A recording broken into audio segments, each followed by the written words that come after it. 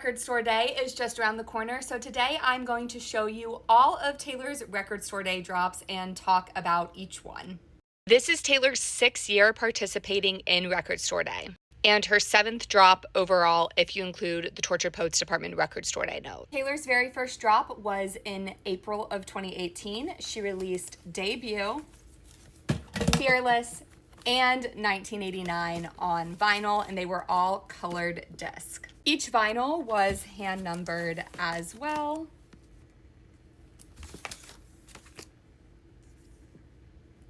Back when Taylor first participated, you did not have to line up, you did not have to get there early. We walked in midday and all of their Taylor vinyl were still there. I was also able to email other stores and I secured a whole second set of them, which I ended up giving one disc to each of my sisters. I originally had a plan to do a set that I spun and then a set that I kept still packaged, and unfortunately when I first got the vinyl, I really didn't know how to care for them. So you'll notice that even though it's fine, there is a little bit of ring wear on my 1989, which just came from me not knowing you had to store them certain ways. Taylor then participated in the Black Friday drop, releasing her other 2 albums. Again, you'll see some of that ring wear, and these were also hand numbered. For almost all of these discs, the US and European versions were different, with some of the European ones being more vibrant. For example, for Speak Now, it is a much darker, smokier color, and for the US edition, it is almost clear. On Cyber Monday, right after Black Friday, Taylor signed the original 3 from the very first Record Store Day she dropped, and put them up on her website. She signed 250 copies of each, and she sold them for $250 each. Now, the original disc that she put out for Record Store Day, the first 5, were Record Store Day first, not exclusive. Exclusives. That actually means that they had the right to put them online after the offering at Record Store Day. However, of course, we know Taylor ended up deciding to leave Big Machine Records, and that's likely why they never put them back up on the store, because they didn't want that money going to Scooter. 2 of my sisters actually ended up giving me back their copies. The third one doesn't know where hers went. So I ended up getting my sister's Debut back, and I love it because it's a really low number. It's number 82. So I'll show you what the disc looked like. Here is, it's so pretty. But like I said, for some of the European ones, they were a lot more vibrant than the US ones. And then unfortunately for Fearless, I do still have the sleeve from my sister, but the disc, or the sleeve ended up getting some water damage because there was a flood, but the discs are fine. So I just keep them separate only because I don't want these in the damaged sleeve, but I did keep it so I would know the number and so I would still have the jacket. For the signed vinyl, she did actually sign a previous version of 1989. She signed the standard black disc, which you can still buy today. However, the person I bought my signed one from, because I actually ended up purchasing the black disc one, ended up replacing it with the Record Store Day disc. So this is what the US Record Store Day one looks like. The European one is a lot more vibrant and a lot more of a pretty pink, like a deeper pink. I actually don't have that one and I would love to get it. I am now going to show you Reputation, which was not a Record Store Day disc. It was an FYE exclusive, which was a store at the time. And here is mine. There have been a lot of controversial things that have occurred with this vinyl, with basically some being sold online. I looked for this one for ages because I knew I wanted an authentic one, and there was just a lot of debate and some Reddit posts and then some groups about authenticity of the ones sold on eBay. I know this one's real because it has the original FYE tag. It also has the barcode, and the FYE ones were sold, most of them, even some of the, not every single one, but a lot of them, even the online ones, with the price tag on them.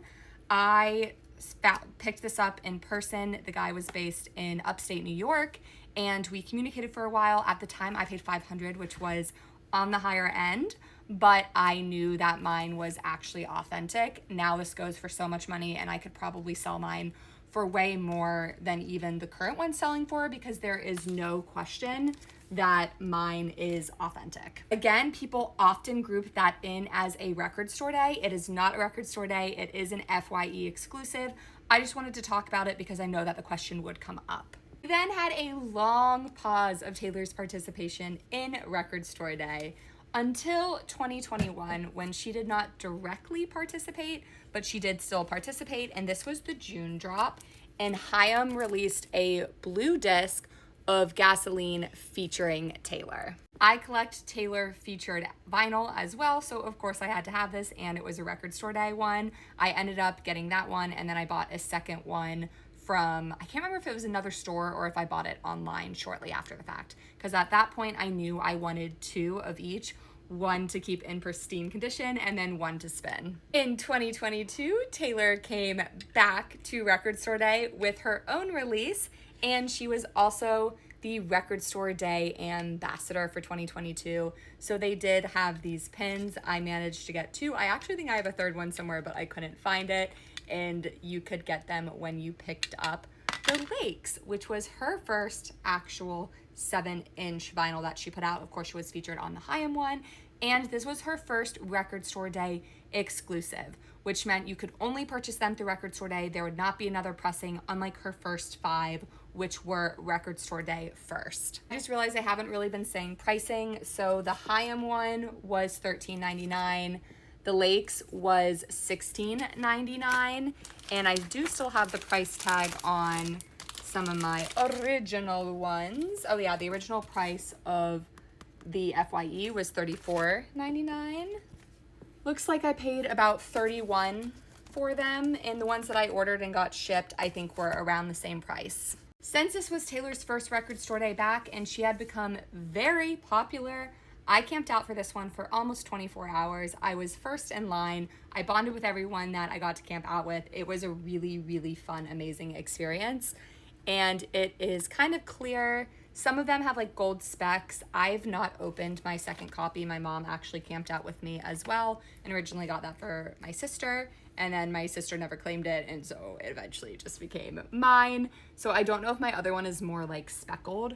I wish I had the Dirty Lakes water one, but the Lakes, I adore this song so much. I love it. And so I was really happy about this being the release. Although I would have loved at some point for her to put some of her other vinyl in it, just so we could have a full collection. I know we'll never technically get rep, but just so that we could have a full collection of her vinyl on for Record Store Day. Then in 2023, she did the Long Pond Studio Sessions. This was my first Record Store Day in New York. This one was done in Atlanta. The Haim one was done in Wisconsin because I was driving the Wienermobile, and the prior ones that I did were in Atlanta. This was $50, which is crazy to think about back then. That was so much higher than her very first release. I actually think that my sealed copy, or my open copy, might actually be up in storage in New York, because the ones I have in front of me are not my open copies. For Record Store Day, you can only get one of each one. So if you want a second one, that person either has to wait in line with you, you have to go to a second store, or you have to buy them resale online. Now, one of the things that happened with the Long Pond Studio Sessions is it was repressed in China, and while it does look very similar, it is not the exact same, and that is also not a Record Store Day exclusive. Then in April of 2024, Taylor released the Tortured Poets Department right before Record Store Day. So she had exclusive notes that if you bought her vinyl from a record store on Record Store Day, you could get the note. I was in LA for release week, so that was my very first California Record Store Day, and we did camp out for it. Now we're in 2025, and the release will be a 7-inch Fortnight vinyl, and Record Store Day is on April 20th.